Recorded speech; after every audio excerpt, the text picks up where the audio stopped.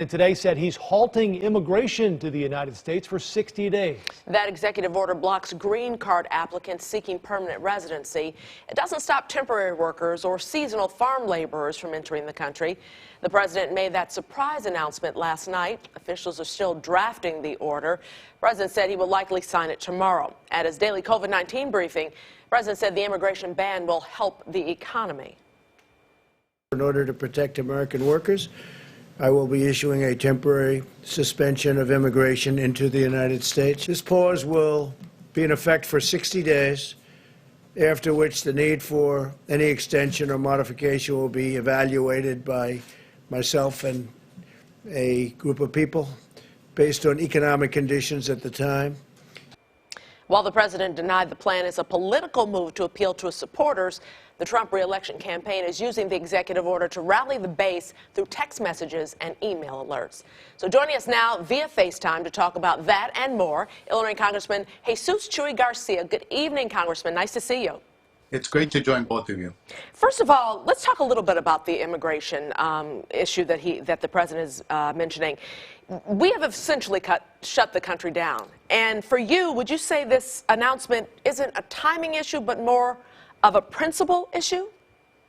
This is all about optics. Let's have a good look. Our border with Mexico is sealed off. Our border with Canada is sealed off, except for a few essential goods that come back and forth. Our immigration system has been shut down for the last 3 weeks. Asylees are not having their hearings. Visas haven't been processed in some time. There's nothing new really happening except politics. This is classic Donald Trump seeking to distract attention from the attention on the coronavirus, on his administration's failure to address the virus from the time we learned about it, and trying to create fictitious threats or enemies. This is typical Donald Trump seeking to change the conversation and to make the country think that somehow he's protecting them from some threat from the outside. Congressman, we've seen the way the president reacts to criticism. Do you think it's in the state's best interest for Democrats to go after him, considering especially how much the state is seeking from the federal government? Even the delegation has hinted that maybe at this time it's counterproductive.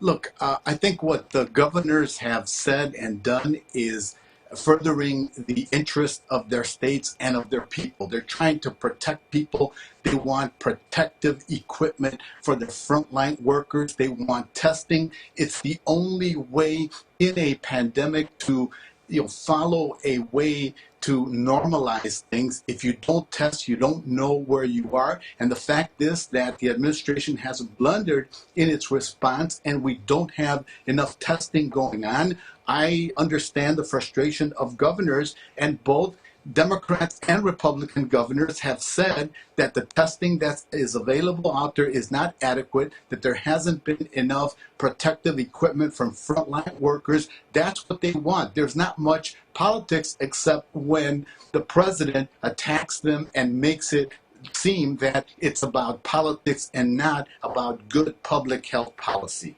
Congressman, it is known now that a higher number of black and brown people are getting COVID-19. We've long known about the health disparities amongst Latinos and African Americans. What are the challenges that are going on now, especially in your district? And overall, will this change, you think, as far as, education and as far as health for those communities? Two things are going on. In the first place, the bill that we will approve in the House of Representatives that was approved in the Senate today unanimously, bipartisan, will require reporting by racial and ethnic categories. The demographics are really essential to control the spread of the virus. Two, leaders like Governor J.B. Pritzker and Mayor Lightfoot recognize that the data may not be the best. The data is critical to stem the spread of the virus. So having that information, that data provided will enable us to act more scientifically and more proactively. So I feel better about where we are. But the fact that the data has not reflected that racial and ethnic information is critical, and we're hampered by our inability to understand how the virus has been spreading. All right, Congressman Chuy Garcia, thank you very much for joining us tonight. We appreciate your time. Thank you, Joe and Micah.